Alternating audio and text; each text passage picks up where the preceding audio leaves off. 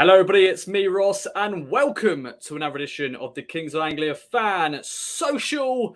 Another week done without any football. The end of season blues is definitely still here, but I'm joined by three fine people to chat all things town once again. New contracts have been given out, and I'm looking forward to having this chat about all things town. Of course, we've got a strike to bring you. Who's going to win this week? We shall find out. I'm joined by Peachy, Alex, making his return, and also Francine, the chat town.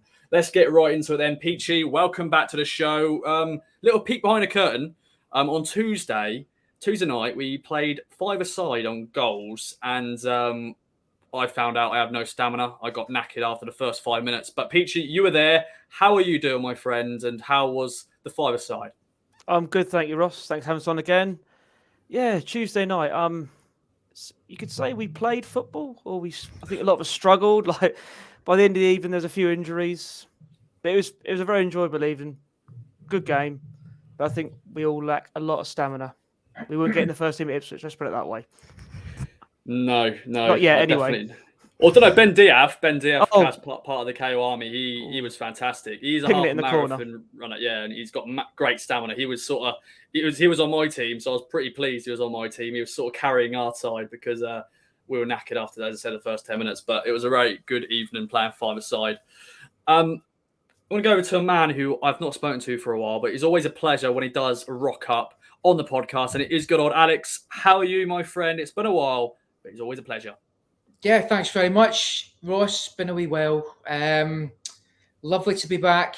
So much going on.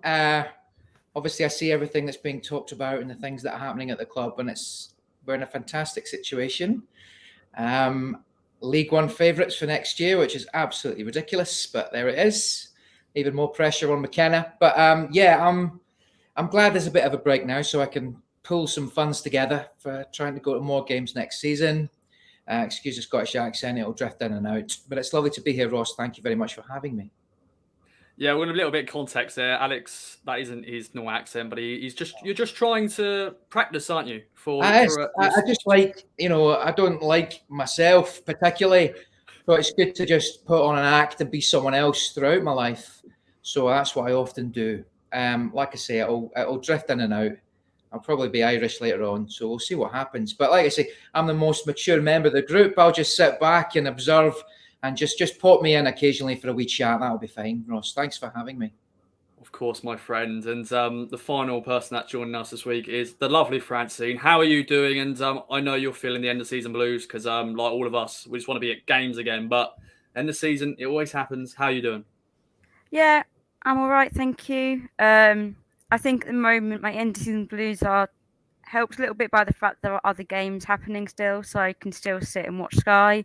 After this weekend, when Premier League finishes, I think, what am I going to do with my Saturdays at home?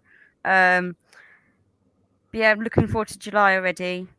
So I need to hurry up. Yeah, thankfully, the start of the season is sooner than normal. So, yeah, 30th of July. Of course, the fixtures are out on the 23rd of June. We're going to be bringing you loads of different content, so look out for that. And also, little plug early doors. If you want to get involved with the podcast and other videos, get in contact with me at Ross Media UK. We want to hear more voices than ever, really. So get involved if you fancy it. Let's get right into the main sort of topic of the podcast. New contracts have been handed out. First, it was Wes Burns, the Welsh magician. What a season he had. His debut season, won all the awards you can name, top goal scorer and all that sort of stuff. Then it was Kaden Jackson. He was going to be out of contract in the summer. He got a new contract. And then today, as we're recording Wednesday, Luke Walford has signed a new contract to extend it to 2025. Peachy, great things to see. Players getting tied down to long-term deals. Out of all three of them, which one are you liking the most? Ooh, tough question. I'm going to say Wolfie. To be honest, let's be honest, he is a prize asset. So, if we are going to go in the direction we're going, hopefully up and up and up, he'll be with us. But there might be a point where we might have to sell, and he'll make a lot of value. But I don't want that to happen because I think Wolfie, since the start of the season, first game against Morecambe, he made a mistake. I thought he got thrown to the wolves a little bit, no pun intended. That was a certain ex-manager, didn't really back him, just dropped him straight away. But since Ken has come in, he's coached him, and we've now got an absolute gem of a centre back, in my opinion. Wes Burns fully deserves his contract. The unbelievable season. No one saw him being Player of the Year start the season, and also with Jackson as well. Another one who's actually been coached. He's not been just thrown up front to play on his own and go, do what you can. It's actually, I believe McKenna and the coach were telling him to make the runs, do this, do that. But overall, it's good to have a football club being run properly. All up, players getting signed long-term deals. None of this letting the contracts run down. Like I'm talking years ago, I remember when Gareth McCauley was at the club. Contract was running out, didn't do anything. Oh, went on a free. But now we're being run properly. That's my main take on it, and it's bloody brilliant. It is bloody brilliant. And Alex, Wes Burns, Luke Walford really didn't need to sign new deals. They still had a couple of years left on a contract. Kaden Jackson was the main one in terms he was going to be out of contract this summer. He had no option, so he could walk for free, but we've signed him for another 2 years. Your thoughts on all the contracts, but Kaden Jackson is the key one because he wasn't going to be here after this summer. Yeah, well, I agree greatly with Peachy. Ross, that I've always considered Wolfie to be a Rolls Royce. Thought he was an outstanding player, has been for years, and to see his improvement under McKenna and to get him signed is the best of the lot for me. I think what it all signifies is that we're getting our work done early, which is also the sign of a really good structure and a good organisation, and what great hands we are now in. It really feels that way. That feel-good factor is real. And that we're already moving. The season's barely dead, and already we're snapping them up. That is fantastic, and that summarises, or that relates to what's going on at the ground, with the dugouts being taken out, the corner of the stadium being knocked down, catering's going to be improved. Everything that they're doing is fantastic, and these signings are a part of that. Getting Aluko done, getting it all out of the way, which is brilliant. The Jackson thing, I think I'm in your camp, Ross. I don't overly rate Jackson. I don't think he's going to be our number one man. I don't think he's anywhere near our number one man. Nowhere near. I think McKenna did great with him at the back end of the season and got something out of him. Yes, he's pacey. He's not electric, but he's quick. He is quick. I'll give him that. But to me, his touch isn't strong enough, and he needs a lot of improvement. He's nowhere near the number one man. It's great that we've got him as a squad player, and I think that's how McKenna will see him. I really do think that he's a squad player. He's just not there for me. He's not the man. And a few goals at the end of the season or the back end, yeah, excellent. But over his 3 or 4 year career, he has not done it for Town. He's got nowhere near double figures. So, but it is great, and he can improve him. But McKenna can only do so much with that. And I think he's a squad player. I think the others that have signed, Wolfie, Burns and Danassian, is brilliant. They're going to be in the team. And with a bit of luck, touchwood, they'll play 40-plus games next season. With Aluko also on the fringes. I think it's really positive. I'm not disappointed by any of the 3 main ones are great. Burns is brilliant. Now we just wait. Now we just wait for Morsy. Now we just wait for Selena. Now you just wait for those other key names. But yeah, I think it shows what McKenna wants to do. It shows the club being very positive and backing him, but also we're moving quickly. And I think that's a sign that we're in really great hands. So the players are great. Wolfie's my man. Love Burns, of course. Love the Naissance. It's brilliant. It's really, really great. Jackson as a squad player and Aluko, but it just shows how much more organised and how structured we are. The planning is there, and we're going to move really quickly. And I think that's really exciting and positive for us. Indeed, and that's the main word I've taken from Alex there is it's more organised, Francine, because, yeah, as Peachy said, Gareth McCauley was many years ago. Of course, Dave McGordrick went on a free transfer, and of course, he went on to play in the Premier League with Sheffield United. He's, of course, now a free agent. I'm not saying we should sign him because he is 34 or whatever, but that's another debate for another day. But it's just great to see the club getting deals done. Out of the 3, what one excites you the most? Oh, Wolfie's my man. I think you've got a £15 million defender there. I really do. I think he's absolutely outstanding. He glides around the pitch. He's very mature. He's my man. He's my favourite player. He's the best player we've got. I think Wolfie. I think he's an absolute Rolls Royce of a centre back. For us to snap him up and keep him here is fantastic. if it was Morsy, I'd be saying Morsy just ahead of Wolfie, to be honest. But we'll come to him. But yeah, I mean, I love Wes and Janoy as well. They're great players. But yeah, Wolfie's my man, and hopefully he's watching, and hopefully we'll meet one day. That question was for Francine, Alex, but thanks Oh, for your sorry. input as always. My apologies. Sorry. That's fine. Like I said, I'll More just input, it's sit always in the good. background and I'll say nothing. That's fine, mate. It's fine, my friend. It was great input as always. And Thank you. yeah, we'll get the Luke Walford and Alex Bell connection together at one point. We'll get sorted. Yes. But Francine, you heard my question earlier. Your thoughts? Yeah. Purely on the fact that he was out of contract, so otherwise wouldn't be here next season. Jackson. I know he splits opinion, but I quite like him, and I think the way he fought for his place here says that he's a type of player we want around the club. It's the same with Wolverhampton. Like, he was out in the under-23s. He was part of, we weren't going to see him again. Cook didn't really play him. And then even McKenna, his early days and stuff, you didn't see him. And it was dead cert that, he was gone.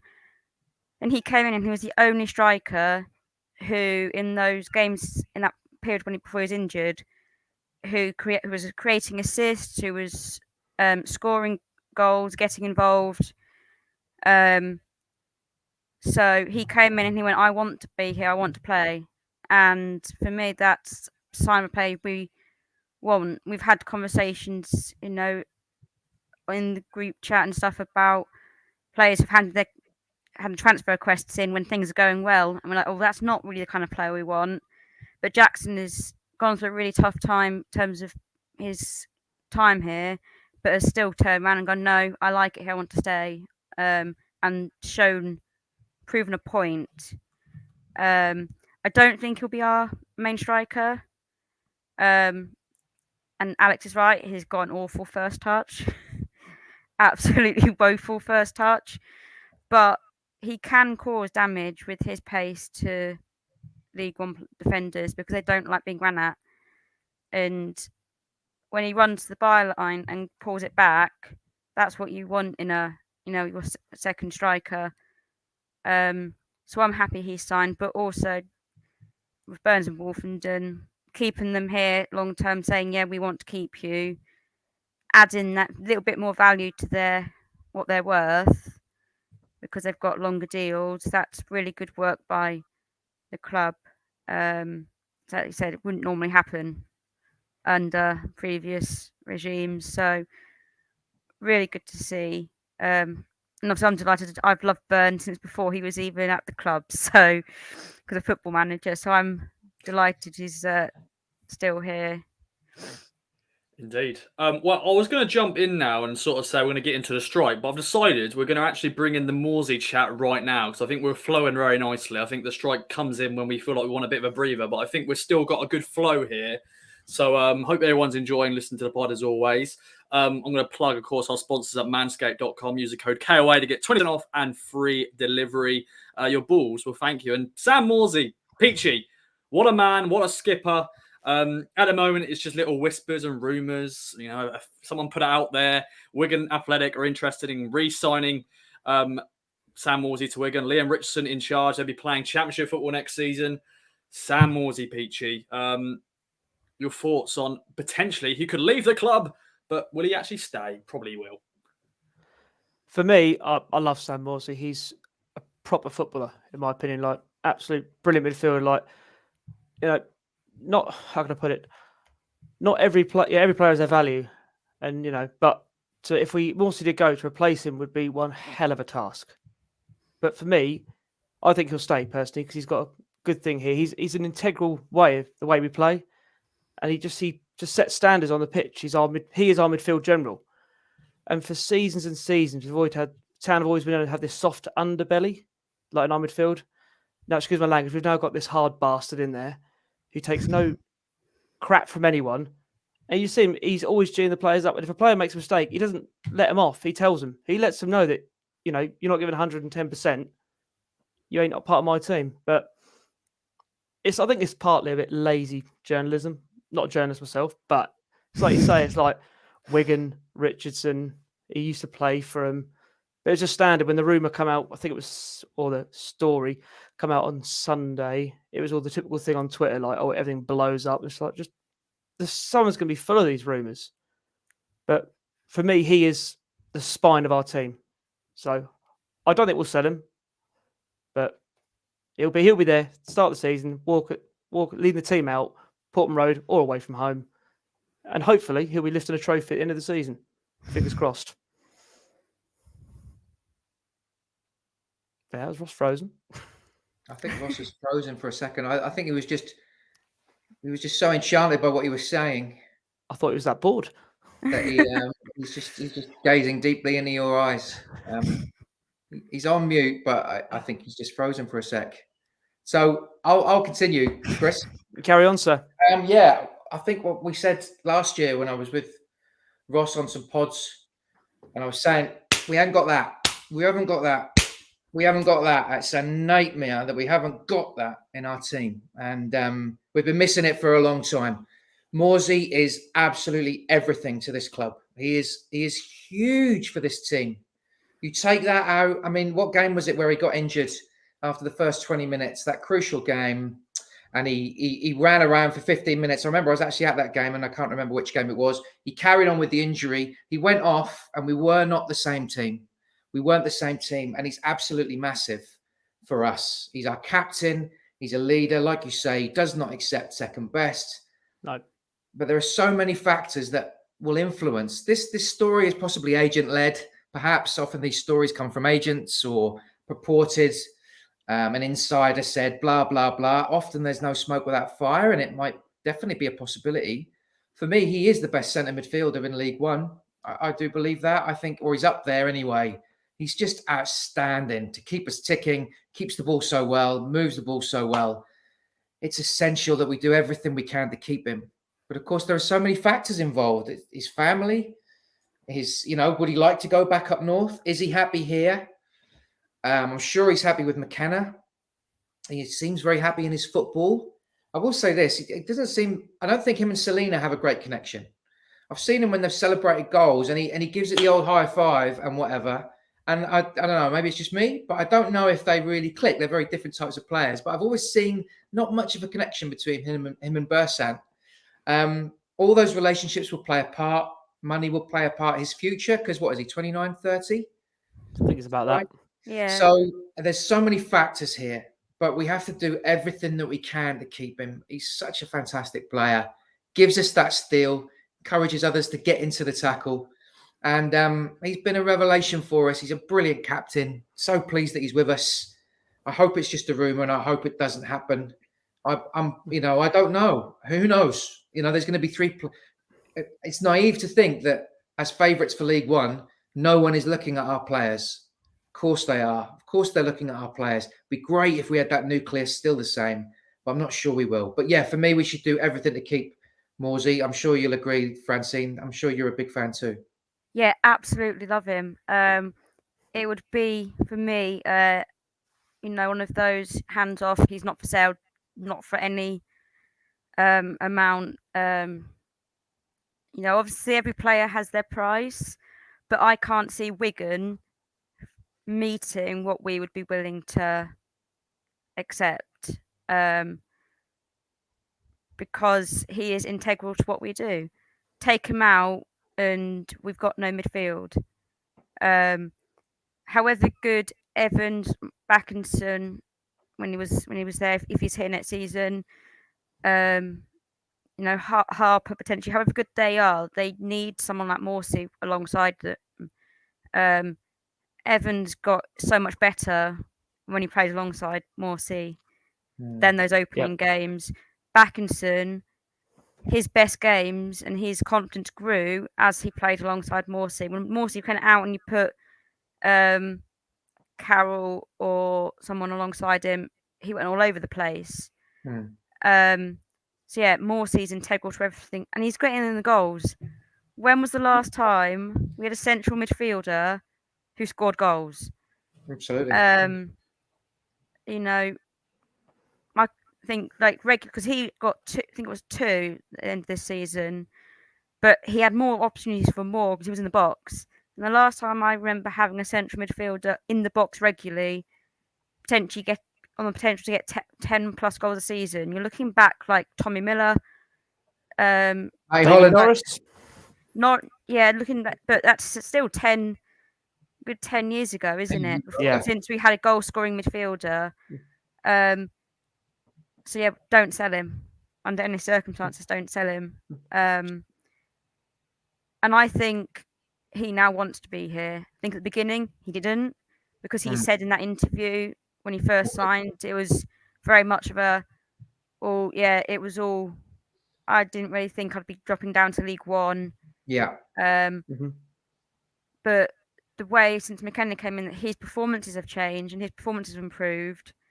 And when he scored, he's pointed to the pitch at Portman Road, as almost if to say, "Yeah, I'm here to stay. This is sort of thing." Well, that's how I've interpreted it anyway, and things. And he has, patted the badge and stuff. So I think he wants to be here. I say Wigan wouldn't be able to afford what I'd be willing to sell him for. And I imagine Mark Ashton's got a similar thing of, yeah, this is the price. I like Barry Fry with Jack Taylor, who said we want 10 million. Yeah. Let him go. And you have to put those high.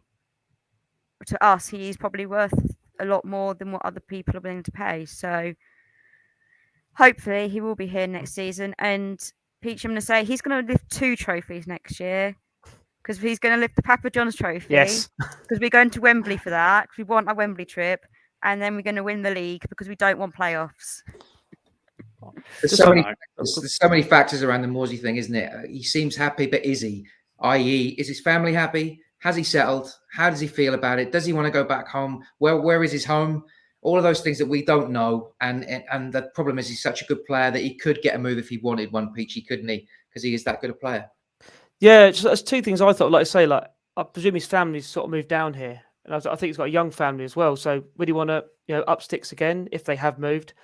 And obviously, being a football fan, you clutch at everything. And I noticed on the social media or Twitter today, like when the contract renewal has been coming up, Morsy's been sending little tweets afterwards. So yeah, that could mean anything. But as a football fan, you clutch at everything. Well, that's positive. That's positive. But anything negative, it's like, nah, that's rubbish. That's not a bull. That is. But like I say, you don't know what's going through the man, through his head. That he might think, I don't care about these rumours, I'm here. Or he might be thinking, well, I could get back in the Championship. I could do this. We just don't know. But is Wigan a club that is likely to stay in the Championship long term? That's the other question, because he could stay here, hopefully go up with us, and I'd argue, I may be wrong, and it may be that in a year's time Wigan fans are coming at me. If any Wigan fans have watched this, coming at me, saying that I was showing me that I was wrong. But I can't see them being a club in the Championship that are anything more than at best mid-table. But really, I see them as being a bit more of one of those yo-yo clubs, rather than a stable to pushing up top half Championship clubs. I think we'd have the better core to push further on. So there's that factor as well, if whether we can be persuaded to stay here because we're potentially more likely to stay in the Championship longer. Again, I'm now going to now be dreading the end of next season to see what happens with Wigan. Often with these links, the Wigan thing is a bit of a misnomer. And these links are put out by an agent or something. The name Wigan is thrown in just for random purposes, just to say, oh, well, he used to play there and they're in the Championship. So therefore, that often isn't the case when then clubs start coming in. There'll be that moots the move, and then someone will come in. Yeah, I look forward to the likes of Connor Wickham and that being linked with us again, because they're now out of contract and he used to play for us. He came to our academy, so it's an easy link for journalists to make. Like you said, Peachy, Absolutely. slightly lazy journalism at Yes. times. Well, there's lots of that around. But yeah, I will say one thing which is slightly negative. He's the one player we cannot afford to lose. I would give away any of the others. I'd be disappointed. But in terms of where we're going and what McKenna's trying to do, Morsy has to stay. If we lost Morsy, we would no longer be anywhere near favourites for the League One title. Nowhere near, Ross. No. Yeah, I'm back. For people listening on audio, my internet has been a shambles, just like myself. But it's proven that I'm probably not even needed, to be honest. I just go press record, take it away, guys, chat away. But of course, I still have to step in just to make sure everyone's still going the right direction. That's great chat. I was just listening, just hearing what you got to say, and some good points there. So thanks as ever. Okay, then let's move on to some silly stuff then. As I'm back, let's talk about the strike. Let's get the questions up and ready. Peachy, Alex and Francine going head to head. Of course, if you haven't already, on our YouTube channel, we have the Strike Invitational 2.0. And I won't spoil Peachy's game against Bono, but that will be out soon. And did he progress to round 2? We shall have to wait and see. You could be listening to this and that episode's out already, so you already know. But go back and watch the episodes if you haven't already. It was an epic battle. Epic battle. It was well worth a watch. Yes, go and watch it. Easy plug, but you got to do it. Nice. So Obviously. we have 4 questions plus a tiebreaker. And I've just realised one of the questions is an old question. So I've just got to change that quickly, folks. So bear with me because we don't really want to be talking about that player because that was from a previous strike episode. So let's get rid of that. But I think we've done that sorted now. So let's get right into it then. First question is on this man. We've already spoken to him about him on the podcast, but it is this man here, Kaden Jackson. Now, Kaden Jackson was born in which city? A little bit different for you. Was it Bradford, Sheffield, or Leeds? And I said, was it? Is it? Bradford, Sheffield, or Leeds? What do you reckon then, guys? KJ. He actually came or had a little brief spell at his hometown in his youth career, but sadly never made it his youth career. He's got a very interesting career, Kaden, because I think he won a competition to get a contract at Swindon. So yeah, little fun fact. Yeah, Kaden Jackson. All right, then let me get rid of Kaden Jackson's face. If you're watching on video, of course, you can see his face, but on audio you can't. But here's what it is. So let's go around the room. Peachy, what do you reckon? I went for Bradford. Bradford. Alex?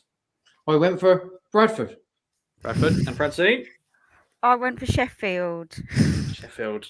Well, sorry to say, Francine, it is Bradford, so it is 1-1-0. But do not worry, Francine. For people on audio, that was Alex who was celebrating the first point off the strike. It's fine, mate. It's fine. Get involved. Next question is on this man, the man who wears the ponytail, Wes Burns. There he is. Now, what is Wes Burns' middle name? Is it James, Jack, or John? And I'm just going to quickly Google if I got this right, because I think I may have got this wrong. Let me just double check the answer anyway. Yeah, the answer's fine. Okay, I've got the answer. That's fine. So, Wes Burns, what's his middle name? I know there's a lot of people been tweeting like his full name all the time on Twitter. Wes, blah, blah, blah, Burns. Or Wesley, of course. His full name is Wesley. Don't pay attention to Twitter. I'm not on Twitter much at the moment, so... Yeah, it's It's fine. actually Sir Wesley. Sir Wesley Burns, of course. Of course, I didn't do a little slip there. I could have slipped in the middle name. But anyway, Peachy, over to you. What do you reckon? James, Jack, or John? I've gone for John. John? I've got a clue. Alex? I'll go for James. Ain't got a James? clue. I've gone for James as well. I have a feeling Francine's more confident than you guys because it is James. Alex has made it 2-1. Hopefully, any headphone users hopefully didn't crash your car. Oh, no, actually, you wouldn't be got headphones on when you're driving a car. But if anybody headphones users out there, sorry about that. But Alex is just excited because he is taking the lead of the strike. It's fine. It's fine. Next question is, as you can see, I've got a bit of a trend going on here. The next question is, of course, on Luke Walford. And the question is, which shirt number did Luke Walford wear during his first season at Town? Was it 37, 39, 41? Of course, he made his debut in the League Cup against Luton I don't know what it was called back then. I think it was called a Carabao, probably. It's still Yeah. called a Carabao, isn't it? It's still called a Yeah. Carabao. No, it's not. Yes, it is. Yeah, Carabao. I just Yeah. call it the League Cup, Yeah, I always call it League Cup. But, you know, and it's like the just, Papa yeah. John's trophy. I call the stupid trophy. Nah, pizza trophy. Always pizza trophy. Always pizza trophy. So what do you reckon then? We'll go Francine first. We'll mix up a little bit. What do you reckon, Francine? I've gone 37. 37. Alex? 41. 41. And then Peachy? 39. Ooh, everyone's gone different. Now, that's what I like to see. Of course, one of you is right, obviously. And that person is Peachy. It is 39. So there we go. Peachy has taken the early lead. No, he hasn't. no, he's No, he drawing. hasn't. Sorry. Oh, my bad. I've levelled. What am I talking about? Ignore Don't that. swear again at the last question, Gov. Yeah, last question. That's what I'm trying to think of. Now, next question is on a man that's going to be making his birthday this week, and it is Marcus Bent. Let me get a picture of him up. Marcus Bent. Now, how many goals did Marcus Bent score for Town in 71 games? Marcus Bent didn't probably have the career he probably wanted at Town, but we had a lot of money issues and all that stuff, and administration. Maybe as part of the administration because he cost a lot of money, didn't he, when we signed him? How many goals do you reckon then? So if you get it bang on, you get 2 points. If you get closest to the correct answer, you get a point. So, well, Peachy or Alex could win this on this thingy. But Francine, if you get it bang on, or if you actually get closest, we actually go to the tiebreaker. But if you get it bang on, you actually win. So there we go. I can't say I know Marcus Bent purely from the season DVDs I used to buy and just to sit and watch, back for hours on end, just rewatching them all. Yeah. So I was only quite young then. Like you. Yeah. My first game was Joe Royal's first game. So Ooh. Bit of continental European football for you? First league game. Oh, first Didn't go to that one. Okay, it's fine. We lost my first game. So I don't really see much of Marcus Bent. How many goals? How many goals do you reckon then? How many goals? I've said 18. 18, okay. 23. 23, Alex is gone. I've gone 12. I don't think I got that 12. many. That's what I was going. That's what I was thinking. But yeah. Did someone say 23? Yeah. You are bang on, my friend. It is 23. It's just a natural gift. So, Alex has won. Thanks got a bang on. You've won. Well done, everyone. But Alex, as always on the strike, we have a tiebreaker still. I did my research for it, so I don't want to waste it. Are you going to gamble the crown? Of course, they have to get it spot on as well. They have to get a spot on the answer. So you still win if they, don't get it spot on. You happy to gamble? Let's gamble. Let's gamble, yeah. Paul Cook's in the room.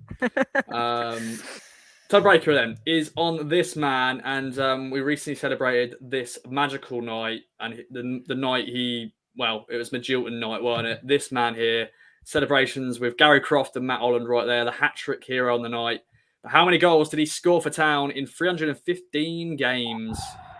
Wow. God bless that man. God bless that man. What a night. Love him. Dear. Magic. How many goals then? Because there's 3 for you. There's 3 goals for you to start you off. But really, Jim Magilton wasn't known for scoring, was he? Really, that was an unbelievable night. I know he scored a penalty that night as well, and all that sort of stuff. But some of his goals he scored that night, I don't know if it's the first goal or one of the goals. It was the second goal where he weaved through and banged it at the top corner. Oh, unbelievable! Right foot, top bag. Yeah. Oh. Yeah, beautiful. Okay then. Well, Alex, as you are winning and you are crowned champion as well, we'll start with you. 28. 28 he's gone for. Okay then. Francine, what do you reckon? I've gone a fair bit more than that because I think it's 315 games. I've gone 74. Yeah, you're wrong. Yeah. You're very wrong. It's fine. It's fine. Thank you very much for playing. Peachy, this is an opportunity for you now to steal it. Can you get it bang on? Let's see. What are you going for? 24. 24. Oh. Alex, you have won overall, but it's 21. So Oh. close, Peachy. So close. Very good, mate. Well done, Peachy. Well done indeed. Alex, you've won this week. Speech, my friends. What a performance. How do you feel? I'm speechless. The emotions are quite overwhelming. So, I just want to thank the Academy and, my parents and just everyone that's got me this far. It really was a tough competition, but let's be honest, I did dominate it. Ooh. Well, in the end, you did. To be fair, if you think about it, the points you got, yeah, you did. You ran away with it. But Francine, Chris, thank you very much for playing as always. Yes, definitely. Now let's get cracking then into the final feature of the podcast, and we're going to be talking about strikers, different kind of strikers. Your sweaty, up-front strikers, the big lads, as Stuart Watson would call defenders, hairy-ass defenders, but also you've got hairy-ass strikers as well. Peachy, we're not going to be talking about names of strikers, but just a sort of striker that you'd like Town to sign. At the moment, we don't know what Kieran McKenna's formation will be, but what sort of type of striker would you like Town to sign? We've only really got Kaden Jackson in the door up front because James Norwood's gone. Macaulay Bond's gone back to QPR. It is only Kaden Jackson at the moment. Sorry, Joe. Sorry. Oh, he doesn't deserve that either. The season he just had. I'm sorry, Joe Piggott. He's probably not listening to this, but I'm so sorry, Joe. I'm so sorry. I like Joe Piggott as well. So we've got Kaden Jackson and Joe Piggott in the door as strikers. But Peachy, what sort of striker would you like Town to sign if you could? Ooh, one that scores bloody goals. That'd help. Yeah, that'd be nice. That'd be brilliant. No. I say it all depends on the formation we're going to play, doesn't it? I suppose, but I think we need some sort of two types of striker. Maybe like a big physical one, a bit like Matt Smith at Rotherham, bullies defenders, gets the ball down, and like if we're going to play 2 10s behind the striker, then for him to knock balls down to them two, or up to the wings, either Wes or whoever's on the left. And also, I think maybe like a little small nippy striker who's going to be like a Connor Chap. I also think Connor Chaplin could potentially do a job up there. But yeah, someone nippy, quick finisher, quick on the ball. It's hard to pick the perfect striker, really, isn't it? I mean, you can put me this on record as well. I think if he stays, and I hope he does, I think Joe Piggott will have a good season next year. I just think because he's never given a run in the team, in my opinion. He's had a few games here and there. All right, I know he wasn't fantastic, but you need a run of games, in my opinion, to really settle into a side. But I'm not going to question Kieran McKenna. He's a far better football manager than I am. I can tell you that much. But yeah, I always like to play 2 up front. So I'd like a large striker, a bit like Sunderland with Niall Quinn and Kevin Phillips, or Jamie Scowcroft and David Johnson. But other than that, just one who just scores bloody goals, because that's something we've seriously lacked towards the end of this season. Yeah, that's the big thing. This season. Yeah, last year Sorry. as well. So yes. The last decade. Yeah. Since Murphy left, we haven't had a striker who scored more than 10. And Frank Noble, since Frank left as well. Yeah. It's not big Frank. Yeah, okay. Indeed. Alex, over to you then. This is your baby in terms of the feature. Strikers. What type of striker would you like at the club? Go ahead. Yeah, it's a tricky one. At the Wigan game, 2-2 draw, we saw a masterclass from Will Keane. He was absolutely brilliant. The 2 goals that he scored was a header where he got ahead of the man at the front post and nicked across. You watch the second goal, which he got in at the near post, which looked very straightforward. It wasn't. The movement from Keane, he came from a position at the rear of the box. He glided in anticipation of the ball coming in, got ahead of his marker and put it in and scored 2 brilliant goals. Barely touched the ball all night, but scored 2 brilliant goals. It was movement. It was the stuff that you think just happens by accident with strikers, like Gary Lineker. But of course, it isn't. It isn't accidental. It's movement. It's timing. It's anticipation.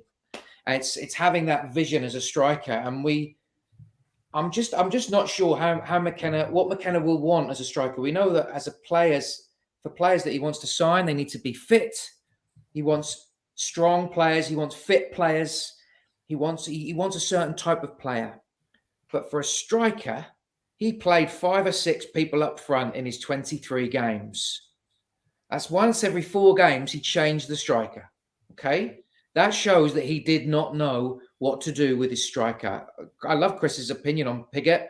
I think it's a controversial one, very controversial. And if anyone could get anything out of Piggott, it's probably McKenna and Pert, the team together. But what kind of striker is it? Is it that Will Keane? Is Chaplin the answer?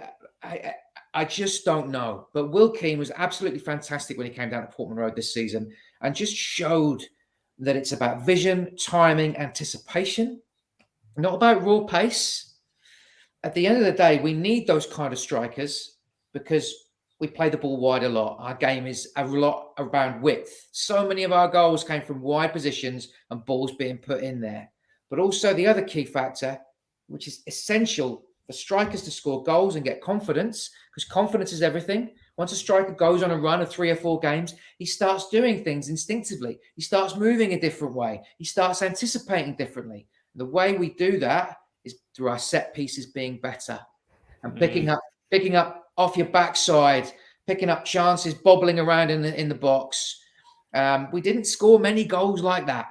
Many goals where it just bobbled around. There was chaos from a good set piece delivery or a good throw in and a flick or 2 men moving like that and causing chaos for the far post. We crap at set pieces. And that's where you need your 9 or your 10. They're just drifting off at the far post, waiting for that nod in or that movement or that instinct. It's an instinct. Norwood had it, but unfortunately was lost it. Piggott, I'm not sure if he has it. Jackson isn't it. So I think we need 2 strikers in the window. I really do. I think we need 2. Unless you can get a tune out of Piggott, then maybe we need 1. But it's that kind of striker, and I really don't know. It's going to be fascinating. None of us have any clue who it's going to be, but I'll be fascinated to see who runs out on that first game in July. But it has to be someone with those instincts that are honed, that are ready to go, because we need more goals. We need more goals. If we think that we're ready to go up, we're not. We know that, but my goodness, we need goals, and we need a lot of hard work. There's a lot of hard work in pre-season. To assume that we're going to be up there, I'd be surprised if we finish top 2 next year. I really would be. I think playoffs is where we're going to be. I hope so, but it's all about recruitment, and striker is the number 1 recruitment that we need to get right. But I do have faith that McKenna and Ashton will do that. Well said as always, my friend. And Francine, over to you then. Strikers. Someone who can score goals at this level, of course.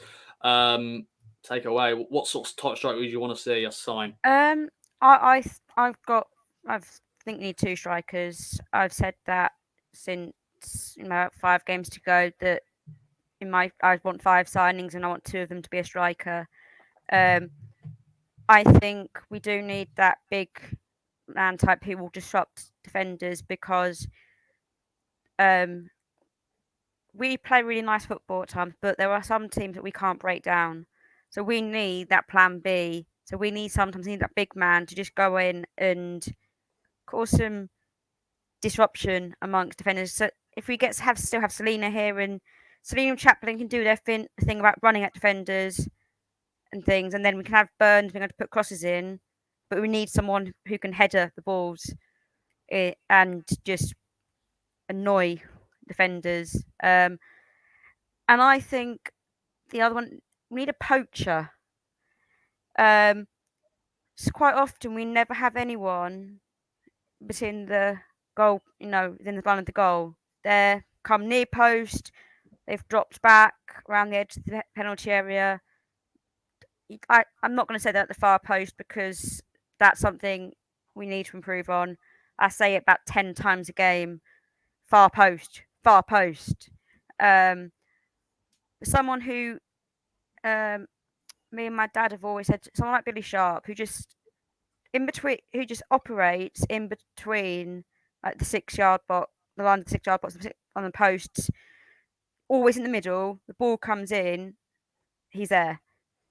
Obviously, we're not going to get Billy Sharp, but that kind of player in his mould of how he plays, just purely because then that's someone in the middle who is going to be there to get the ball in the net.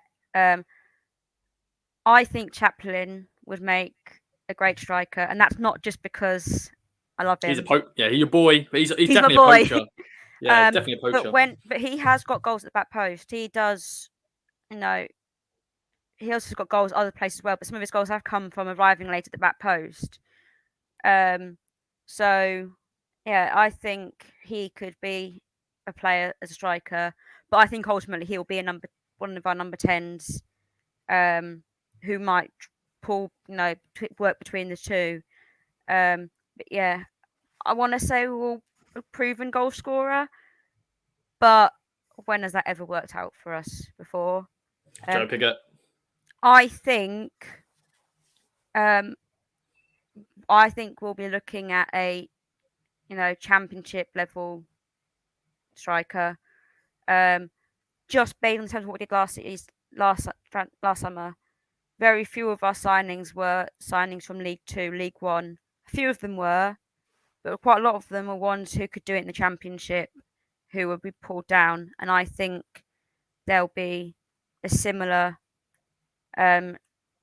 method this summer with our transfers as well. So I wouldn't be surprised to see a completely left field option from the championship being persuaded to drop down. Will we go continental? Will we bring in a continental player? Go abroad? We've got Martin Pert, isn't he? McKenna's mentioned that he's got links everywhere.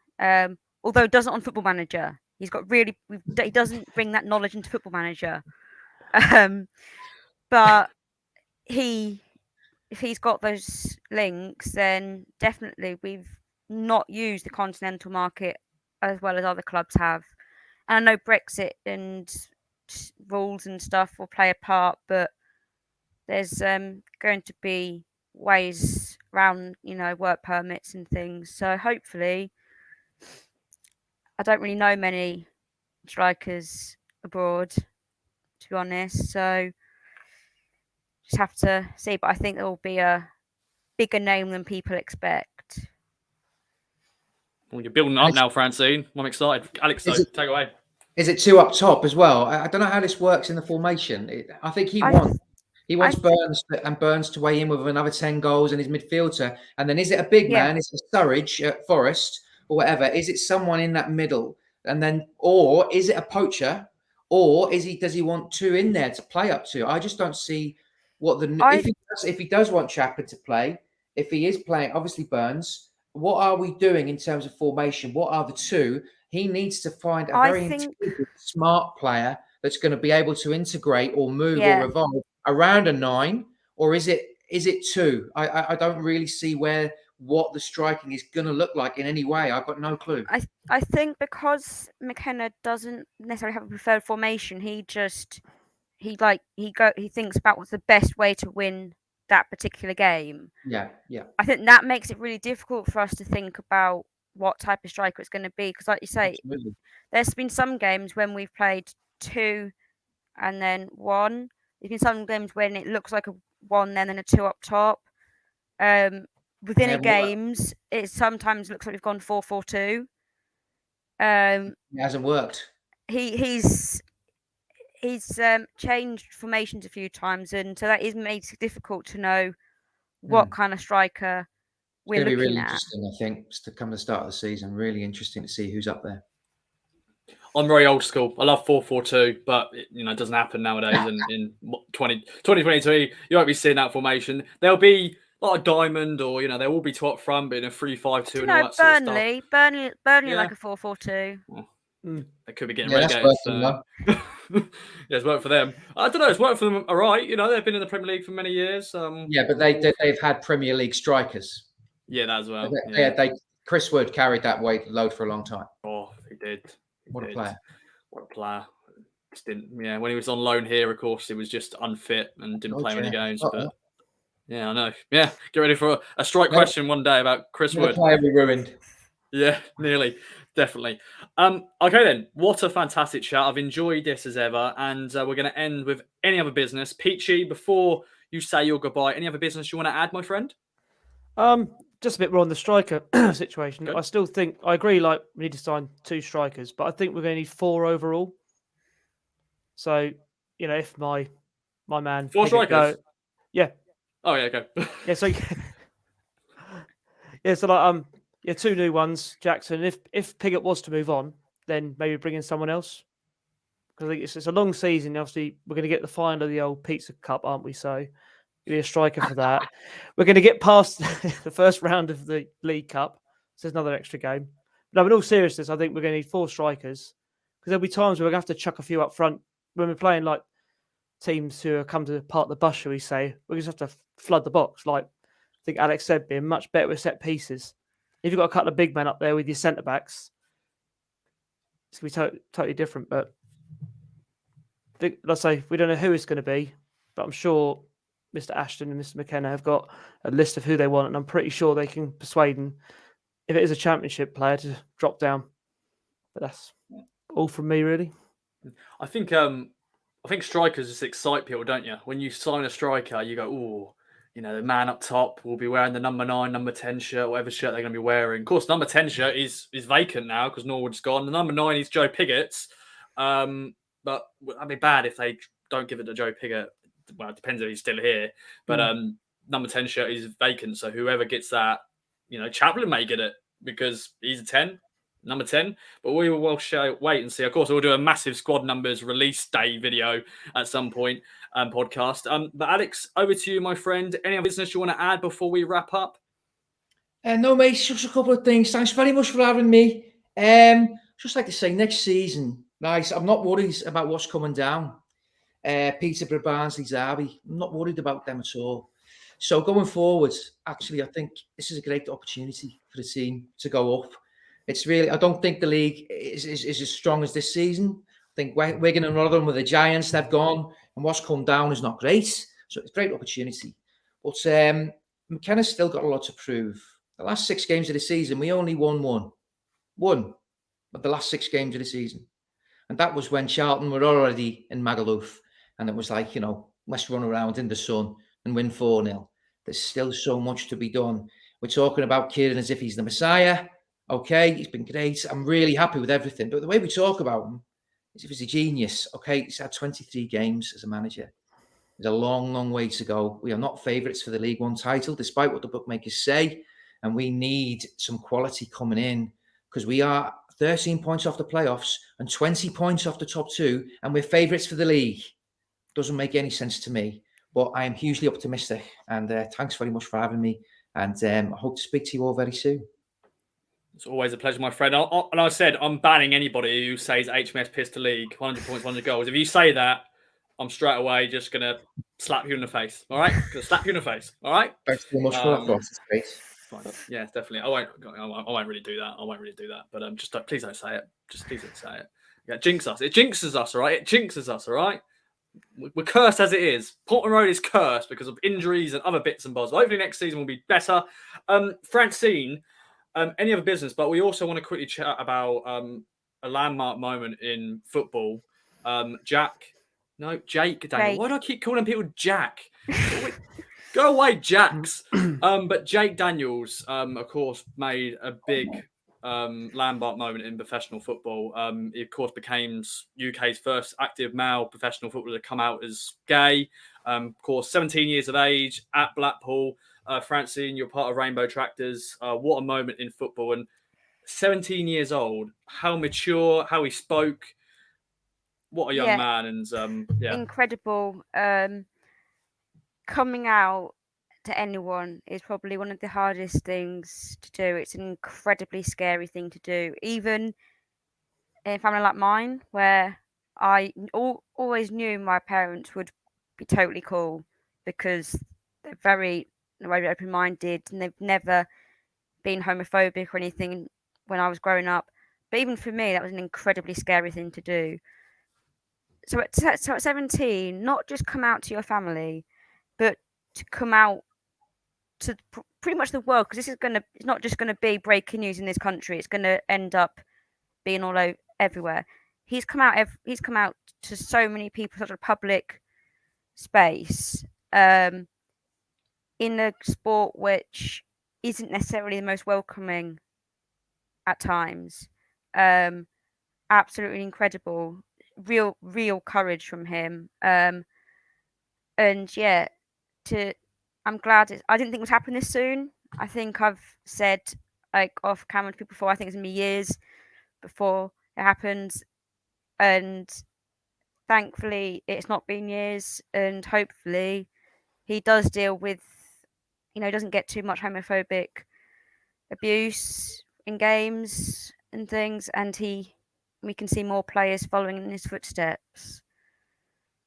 Yeah, I'm hoping that will inspire a lot of any footballer out there that has been hiding that, and hopefully they'll come out and it's sort of the first platform of that. And I want to, of course, plug Suffolk Pride, which is coming soon. Yeah, take it away. When is it? it is Saturday, the 18th of June, on the waterfront. Believe there'll be a march that starts around midday, I think. The Suffolk Pride Committee will be posting out loads of information about it, and I'll be retweeting and sharing that through Rainbow Tractor social media. But yeah, come on down. It'll be a great, great day. Hopefully, the sun will be shining. Yes.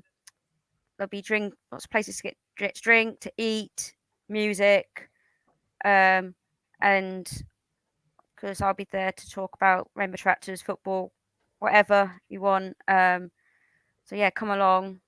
And if you want more information, you just contact me. I'm happy to meet people there if they're not comfortable going by themselves and things. But yeah, it'll be a great day. Indeed, as you said, please be sunny, because any event. It was beautiful a couple of years ago. The last time we could hold a pride properly, it was like a beautiful day. I got sunburnt and things. So hopefully a repeat of that this year. So yeah, do come on down. Even if it's a bit grey, still come on down. It'll be great fun. Oh, it's been another fantastic podcast. Peachy, Alex, and Francine, what a great chat. Hope everybody at home have enjoyed listening. Of course, make sure to follow us on Kings of Anglia on all the platforms: Twitter, YouTube, Facebook, Instagram, and all that sort of stuff. Of course, follow Peachy, Alex, and Francine as well. We'll be back next week for another Kings of Anglia fan social. Of course, the main pod will be out there. Other content throughout the summer on the YouTube channel and all that sort of stuff. So stay tuned, and thanks as ever for listening. Bye for now.